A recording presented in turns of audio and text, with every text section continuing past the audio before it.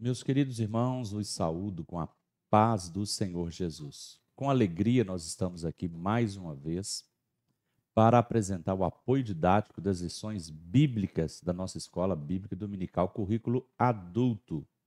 Dessa vez, estaremos abordando o tema Em Defesa da Fé Cristã, combatendo as antigas heresias que se apresentam com novas aparências. A lição de hoje, que nós estaremos ministrando, é a lição de número 7. É uma lição cristológica também.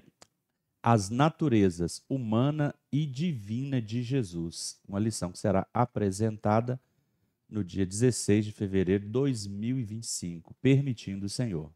Antes de começarmos a lição, quero fazer uma oração a Deus para que Deus possa abençoar a nossa aula e abençoar também a sua classe de escola bíblica dominical.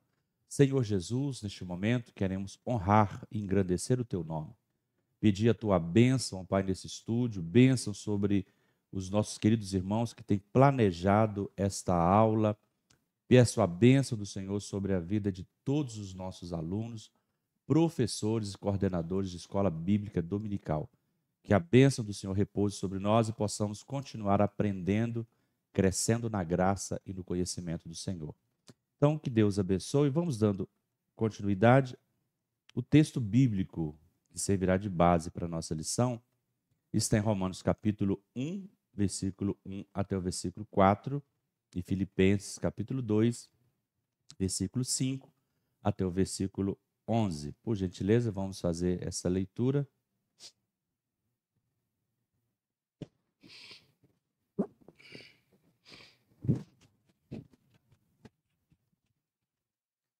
Romanos capítulo 1, versículos 1 até o versículo de número 4, um texto que vai nos mostrar, que vai dar base para toda a nossa aula, e Filipenses capítulo 2, versículo 5 até o versículo 11. Romanos capítulo 1. Paulo, servo de Jesus Cristo, chamado para apóstolo, seguindo, separado para o evangelho de Deus. Tá dando um timezinho aí.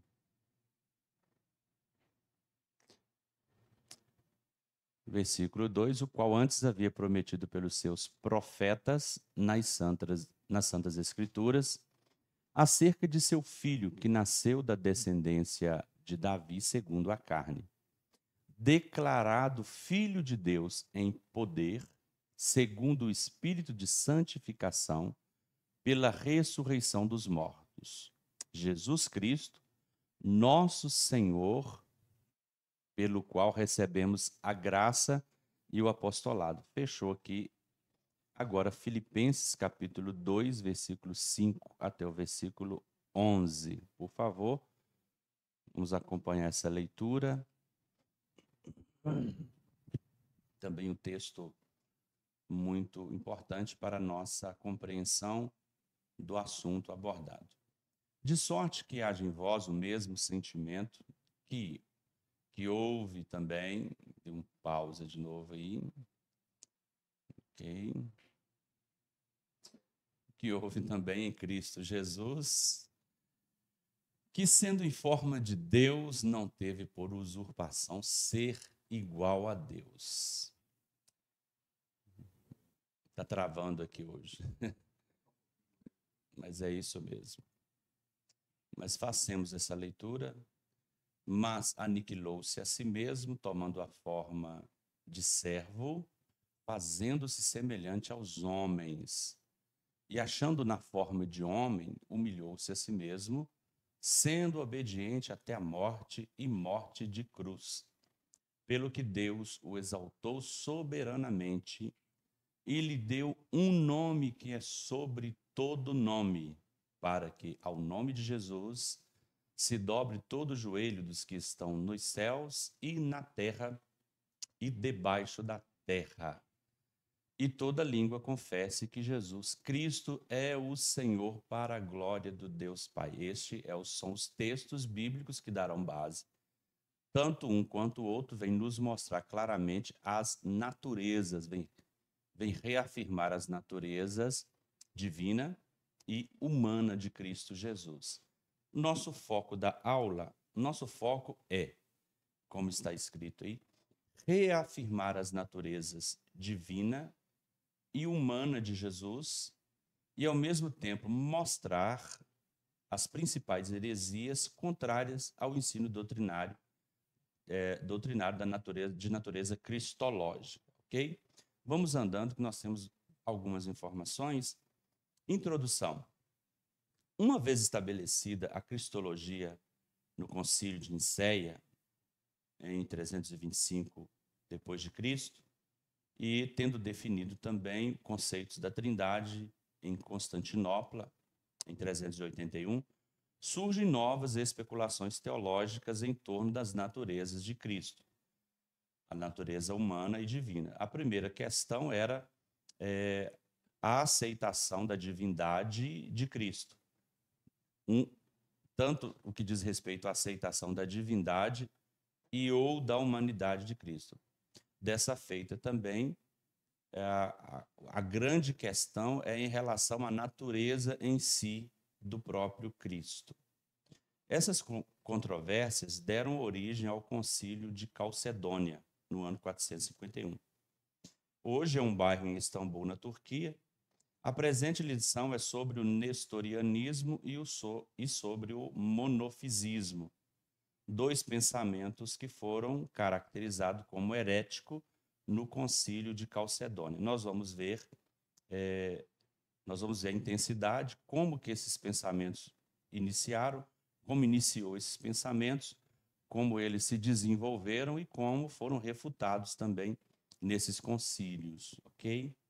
Vamos andando. Para a gente dar prosseguimento, tanto o nestorismo quanto o monofisismo são heranças do neoplatonismo, heranças neoplatônicas, heranças também do gnosticismo, assunto que nós já estamos vindo.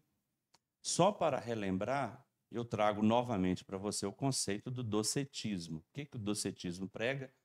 Ele nega que Cristo veio em carne e aceita a ideia que Jesus era tão somente divino. Não teria ele um corpo de carne, ele parecia apenas. Daí o termo docetismo. Então, a partir do docetismo, podemos também estar relacionado as lições 3, a lição 5 e essa lição 7, são totalmente cristológicas e gira em torno dessas verdades a respeito de Cristo, das naturezas de Cristo. Então, por isso que eu trouxe o docetismo aqui, porque o docetismo tem não aceita a ideia de que Jesus, que ele é humano, ele é somente Deus, ele nega que ele veio em carne, ok? É uma herança neoplatônica que aceitava apenas o conceito abstrato. Tudo era mal, tudo que era mal estava ligado à matéria. Sendo então Cristo divino, não podia ser humano. Então, esse conceito docetista, nós vamos ver ele também aplicado ele nessas heresias que vamos falar sobre isso hoje. Por outro lado, nós temos também a ideia do arianismo, que nós já estudamos também sobre isso. O arianismo é uma teologia hoje adotada pelos testemunhos de Jeová, nós conhecemos. Ele aceita a humanidade, porém nega a divindade. Se por um lado aceita somente a divindade, o arianismo aceita somente a humanidade de Cristo. São terminologias parecidas que tanto o nestorianismo quanto o outro conceito aqui também que nós vamos falar nos traz a ideia de que os assuntos e as discussões cristológicas giram em torno dessas ideias centrais. O esboço da lição, a introdução que nós acabamos de fazer uma breve citação, nosso ponto 1 é o ensino bíblico sobre a dupla natureza de Jesus. No tópico 2, vamos falar sobre as heresias que são contra o ensino bíblico da dupla natureza de Jesus. E, por fim, o perigo dessas heresias na atualidade e a conclusão, ok? Vamos seguindo, então, o ensino bíblico da dupla natureza de Jesus. Nesse primeiro tópico, nós vamos ficar evidente que o comentarista aqui fez questão de mostrar para nós a origem, a descendência humana de Jesus, para assim dar uma prova de que ele, de fato, viveu, cresceu, nasceu dentro de uma linhagem humana. Lendo. O apóstolo está se referindo aos ancestrais de Jesus, descendência de Davi segundo a carne. Ok? O apóstolo está se referindo aos ancestrais de Jesus. Ele veio de uma família humana de carne e osso que vivia entre o povo de Israel. A sua linguagem está registrada na introdução do Evangelho de Mateus e no capítulo 3 de Lucas. Jesus foi concebido no ventre de Maria, uma virgem de Israel, pelo Espírito Santo. Aí está o elo de ligação humano e divino dessas duas naturezas, ok? Então, nesse primeiro subtópico, fica claro aqui que o comentarista, Ezequiel Soares, ele faz questão de mostrar para nós, para nos dar uma prova, né, uma prova de que Jesus Cristo, como homem, como 100% homem, ele teve uma descendência, teve uma linhagem essa que tanto Mateus quanto Lucas faz questão de frisar na abertura de seu evangelho. Tanto é que isso faz muito sentido, porque eles estavam apresentando Jesus, cada um à sua forma, cada um ao seu público, e eles precisavam de dar uma prova para os seus ouvintes, para os seus leitores, de que o Jesus que eles estavam falando, de fato, era um Jesus homem, 100% homem. Ele era um Jesus que tinha uma descendência, vinha de uma descendência de Davi. Então, era necessário que o povo entendesse, os leitores entendessem a sua genealogia, a sua descendência, para o aceitá-lo como rei, como senhor. E também aqui há uma prova para nós que ele teve uma geração, como todo ser humano precisa ter. Subtópico segundo, ele foi declarado filho de Deus em poder. Romanos capítulo 1, no versículo 4, está escrito, feito essa afirmação.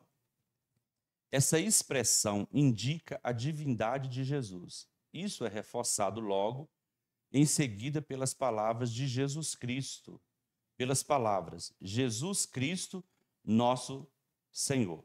Mais adiante, Paulo, a descrever os privilégios que Deus concedeu a Israel, como a adoção de filhos, a glória, os concertos e a lei, o culto e as promessas, o apóstolo Paulo conclui: dos quais são os pais, dos quais é Cristo, segundo a carne, o qual é sobre todos Deus bendito eternamente. Amém. Romanos capítulo 9, versículo 5.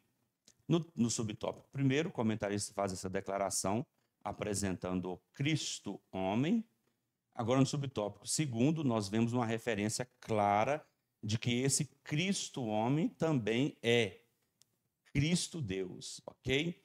E um dos versículos mais contundentes aqui é Romanos capítulo 9, versículo 5, que ele está aqui descrito no próprio corpo da lição, dos quais são os pais e dos quais é Cristo segundo a carne, o qual é sobre todos, olha só, Deus bendito eternamente, amém. Aqui esse texto assegura a deidade de Jesus, a eternidade de Jesus, se assegura a deidade, também a eternidade, ok?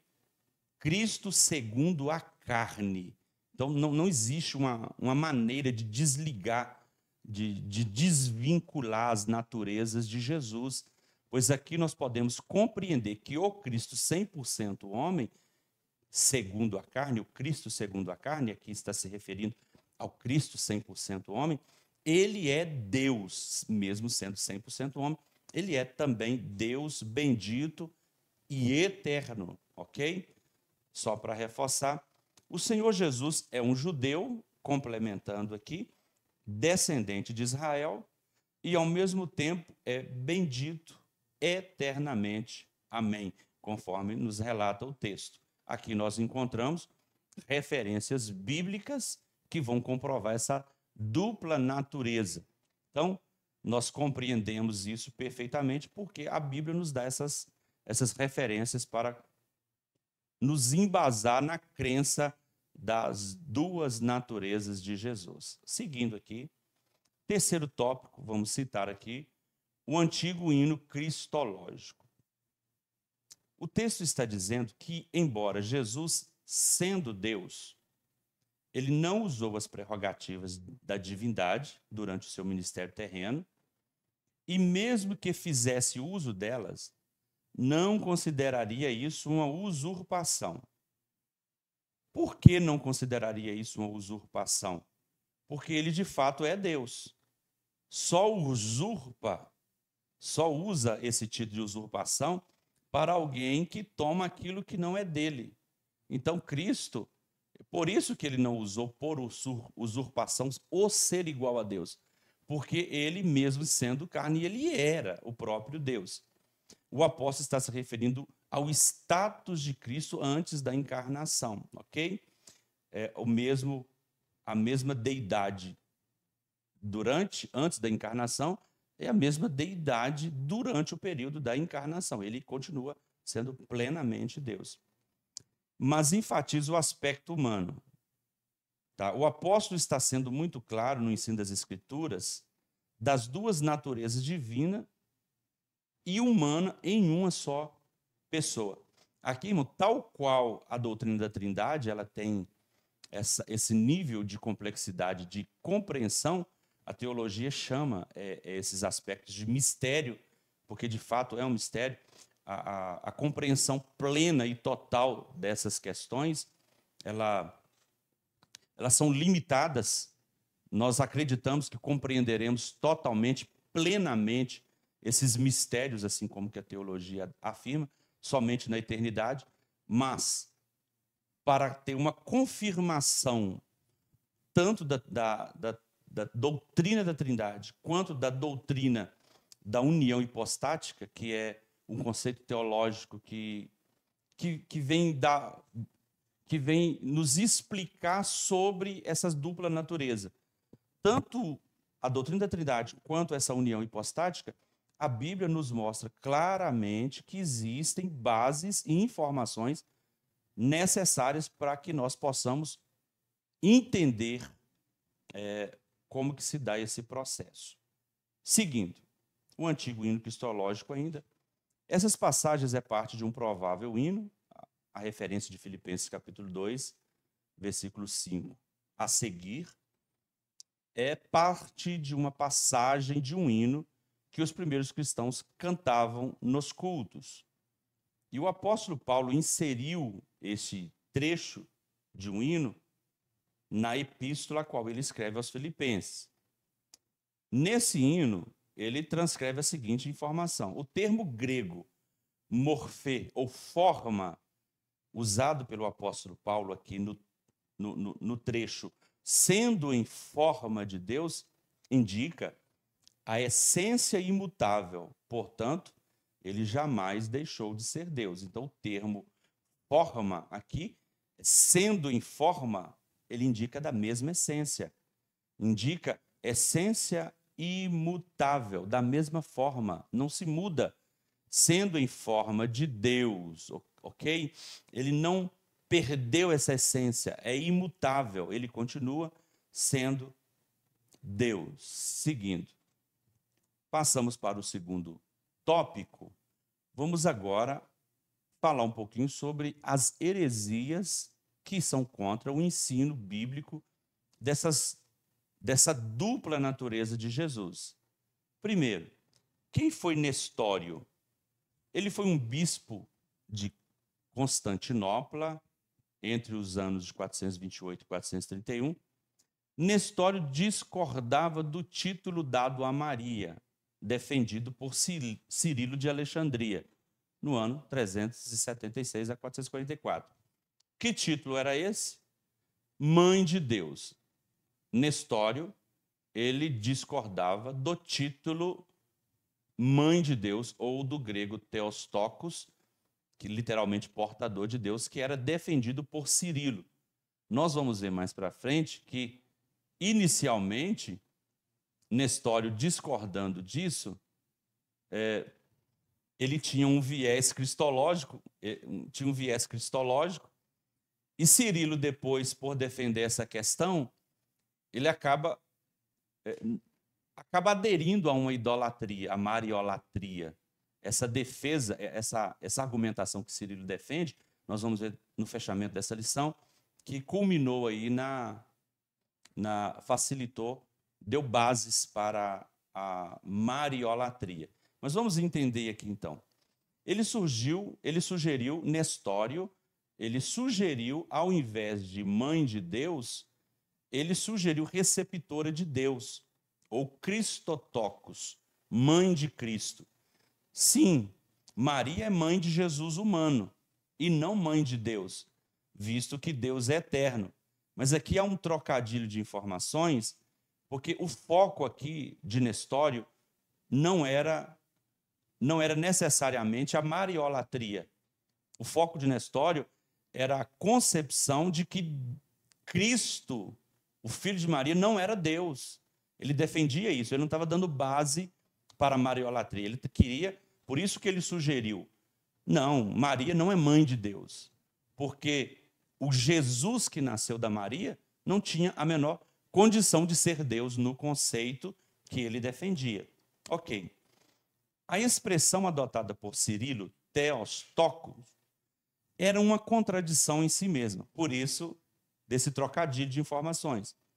Embora a posição de Nestório, Cristotocos, fosse biblicamente e teologicamente correta, a popularidade do termo mãe de Deus de Cirilo impediu o êxito do termo e da explicação de Nestório. A preocupação de Nestório, era menos com a mariolatria e mais com a ideia do arianismo. O que o arianismo pregava? O arianismo aceitava a humanidade e negava a divindade. É aquilo que eu falei. Quando Nestório viu e ficou sabendo do conceito que Cirilo defendia, de que o Cristo que nasceu de Maria era Deus, ele contrapôs essa argumentação, porque a ideia dele era atrelada ao arianismo. O que o arianismo prega? Ele não aceitava a divindade de Cristo. Então, por isso que Nestório acabou contrapondo esse pensamento de Cirilo. Embora, como diz a própria lição, o pensamento dele está correto, porque Jesus, o termo teologicamente está correto. O termo está correto, porque Jesus é filho de Deus. Jesus é filho de Deus. Ok? Porém, nós podemos entender aqui que a posição de Nestório era essa, porque ele não aceitava de forma alguma que Jesus fosse plenamente Deus. Dando continuidade ainda sobre as heresias, nós temos ainda o nestorianismo. Ele defendia a formulação dos pais nicenos sobre a divindade de Cristo e a humanidade defendida no credo niceno-constantinopolitano, em 331. Inicialmente, Nestório defendia a formulação dos pais nicenos. Segundo o pensamento de Nestório, as duas naturezas de Cristo, a humana e a divina, eram duas pessoas. Essa foi a acusação contra ele. Mesmo que, no primeiro momento, o Nestório ele aceitou a formulação do credo, mesmo que no primeiro momento ele entendeu e aceitou, depois ele foi divergindo a própria ideia. Ele entendia, segundo o pensamento dele, as duas naturezas de Cristo, a humana e a divina, eram duas pessoas diferentes. Se esse conceito dele permanecesse, ele derrubaria também a doutrina da Trindade.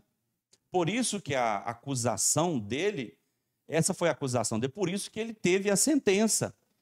Porque Cristo não é duas pessoas. Cristo são duas naturezas e uma só pessoa. Ok? Dando continuidade, a ilustração nestoriana usa a comparação de marido e mulher. Olha só, marido e mulher serem uma só carne, são dois, mas uma só carne. Essa alegada afirmação nestoriana foi considerada herética pelo Concílio de Éfeso em 431. Ele foi condenado por esse concílio, que o declarou herege e o impediu, e o imperador o exilou. Olha só como ele entendia que Jesus Cristo era duas pessoas. Ele usa a comparação do marido e da mulher, da união mística do marido e da mulher. São duas pessoas se tornando uma só carne. Essa comparação que ele fez foi considerada herética, porque, de fato, como eu já disse, Jesus é uma pessoa com duas naturezas, totalmente perfeita. Não se mistura e não se confunde. 100% homem, 100% Deus. Nós temos ainda outra heresia, que é o monofisismo. O termo monofisismo vem de duas palavras gregas: monos, que quer dizer único, e physis, natureza. Seu principal expoente foi Eutico, também conhecido como Eutique. Essas doutrinas afirmam que as duas naturezas de Cristo são fundidas em uma só natureza, ou seja, amalgamada. Amalgamada tem esse sentido de estar fundido. O sentido de amalgamar não é o de unir. Não se trata de uma união, mas uma mistura, uma fusão. Assim seria uma só natureza híbrida, nem totalmente Deus e nem totalmente homem. Essa doutrina foi condenada também no Concílio de Calcedônia. Olha só, porque não existe a condição da fusão dessas naturezas. A amalgamada é fusão. Nós vamos ver mais para frente aqui alguma explicação dessa ideia do monofisismo. Tem uma imagem aqui à esquerda da tela que mostra a ideia do monofisismo. As duas naturezas se fundindo em uma. E nós vamos ver que quando as duas naturezas, quando é fundida, se torna um material totalmente diferente. Nós vamos ver a explicação disso. O monofisismo originou-se como uma reação ao nestorianismo, chamado... Os monofisistas, liderados por um homem chamado Eutiques, ficaram horrorizados com a implicação de Nestório, de que Cristo era duas pessoas, com duas naturezas diferentes. Nestório acreditava que Cristo era duas pessoas com duas naturezas diferentes. Ele ficou admirado com isso. Eles foram para o outro extremo, alegando que Cristo era uma pessoa com apenas uma natureza, ou uma fusão de elementos humanos e divino. Estes são, portanto, conhecidos como monofisismo, por causa de sua afirmação de que Cristo tinha apenas uma natureza, do grego mono, que quer dizer um, e physis, quer dizer natureza. Olha só, aí o monofisismo traz uma ilustração na área da metalurgia e traz uma ilustração na área da colorometria. Olha a observação. Qual que é o sentido? O bronze é uma liga de cobre e estanho, de modo que nem é cobre e nem é estanho. Da mesma forma, na colorometria, a cor verde é uma mistura das cores azul e amarela. Assim como o bronze não é cobre nem estanho, o verde não é azul e nem amarelo. Da mesma forma, de acordo com Eutico, as naturezas de Cristo não são divina e nem humana. Se o monofisismo fosse correto, se a ideia monofisista fosse correta, essa mistura acabaria gerando um outro elemento. E não. A pessoa de Jesus, ela é perfeitamente homem e perfeitamente Deus. Não se misturam, não se separam. é perfeito. É uma pessoa, e eu repito, 100% homem, 100% Deus. Ainda dentro da ideia de monofisismo, qual que foi a resposta bíblica para essa argumentação? Segundo a Bíblia, o Senhor Jesus é perfeito quanto à sua divindade e perfeito quanto à sua humanidade. Em sua humanidade, ele é 100% perfeito, e em sua divindade também. O Concílio de Calcedônia, nosso subtópico 4, essa formulação teológica fala das duas naturezas de Cristo em uma só pessoa. As propriedades de cada natureza permanecem intactas, ou seja, não mudam depois. A encarnação não mudou essas naturezas. As propriedades de cada natureza permanecem intactas, concorrendo para formar uma só pessoa e subsistência, não dividindo ou separando em duas pessoas, mas um só e o mesmo Filho, unigênito, Deus Verbo, Jesus Cristo, Senhor. Ok? Ainda dentro do Concílio de Calcedônia, a encarnação do Verbo não é uma conversão ou uma transmutação de Deus em homem, e nem de homem em Deus. Ok? Não é uma transmutação, não é uma conversão, é uma junção de duas naturezas perfeitas em uma só pessoa. A distinção é precisa entre natureza e pessoa, diz o documento do concílio. A união dessas duas naturezas é permanente como resultado da encarnação. O documento é uma interpretação precisa das Escrituras, que está nós citamos aqui João, capítulo 10, 30 a 37. Mas vamos seguir. Qual que são os perigos dessas heresias hoje, na atualidade? Vamos meditar um pouco. Quanto à doutrina monofisista, quando essa doutrina foi rejeitada juntamente com o nestorianismo, houve uma reação de Jacob Bardeu, um monge sírio que liderou um grupo monofisista e preservou a tradição sírio-monofisista, conhecido também como tradição jacobita. E ele e seus seguidores rejeitaram a decisão do concílio. O que ele trouxe de diferente? Quem são eles hoje? Hoje são as igrejas ortodoxas, cóptica, armênia, abissínia e jacobita.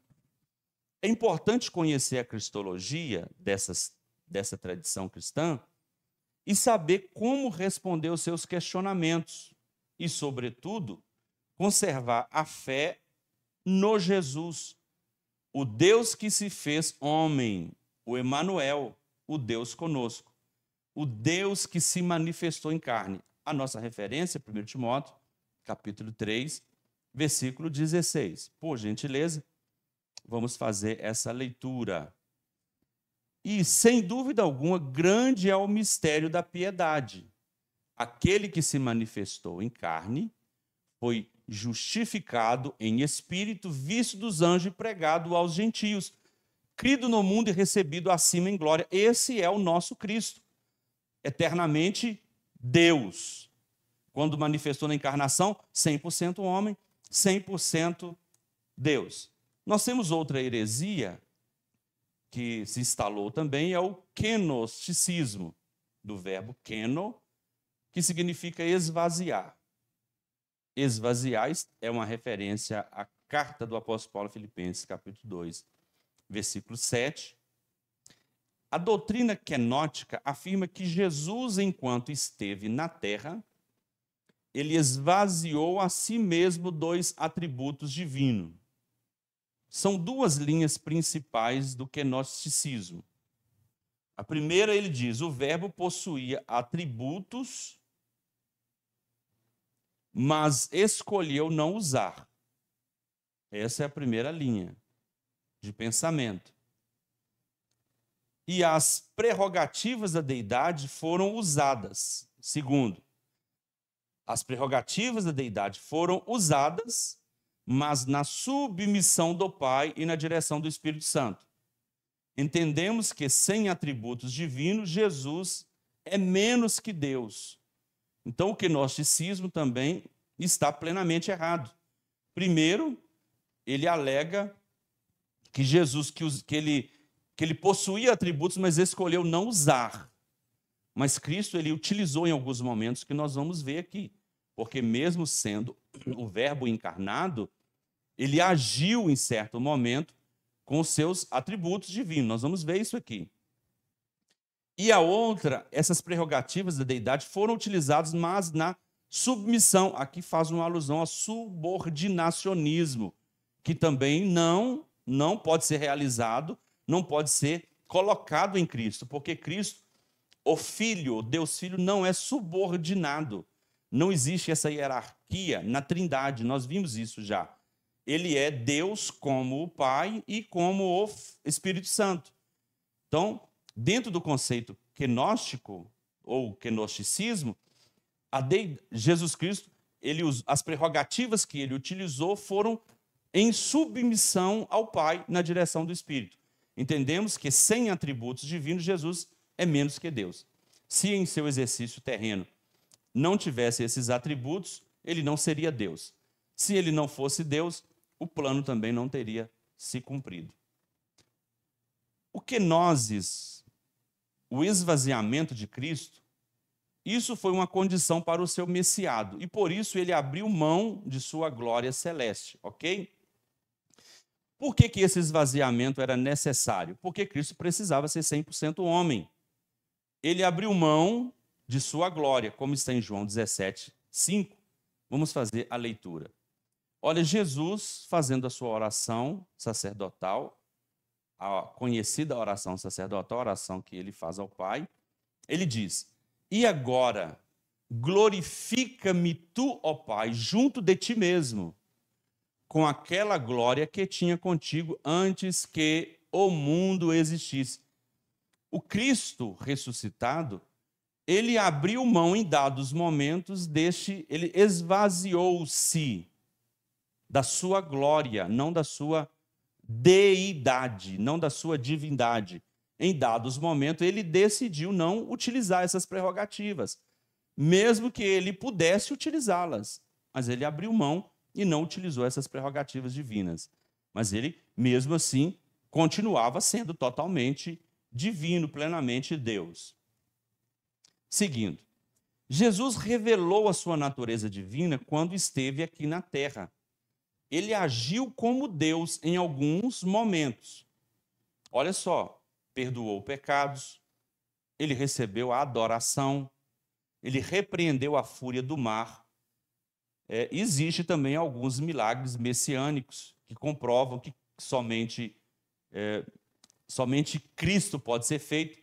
João, por exemplo, ele relata os sinais, e todos os sinais são comprobatórios que Cristo era totalmente filho de Deus, era Deus plenamente.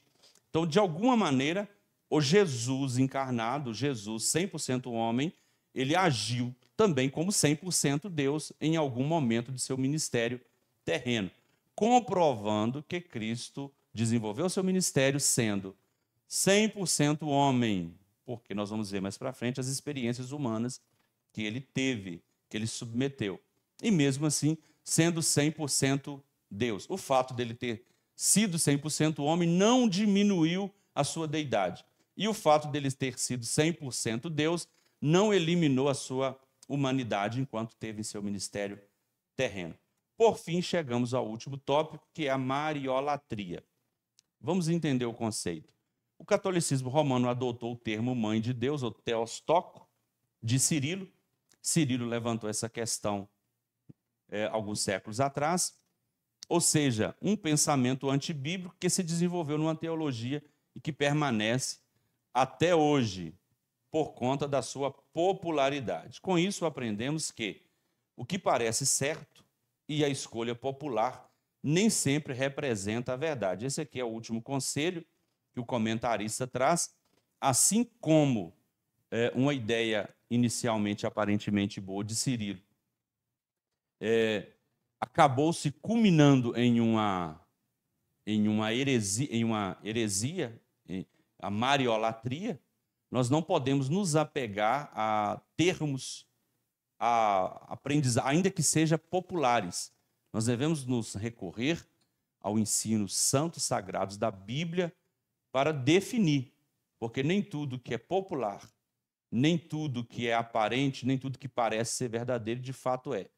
Precisamos fazer uma consulta, uma busca na Bíblia Sagrada, nas fontes corretas, para pautar a nossa vida e as nossas decisões. Que Deus abençoe cada um de vocês. Tenham uma boa aula, tenham um domingo abençoado. Eu quero agradecer aqui ao nosso pastor presidente, Júnior Calais, agradeço também ao nosso coordenador Wallace e aos nossos queridos irmãos daqui da mídia, que toda quarta-feira ou até fora desse horário tem feito esse material. Que Deus abençoe, a paz do Senhor.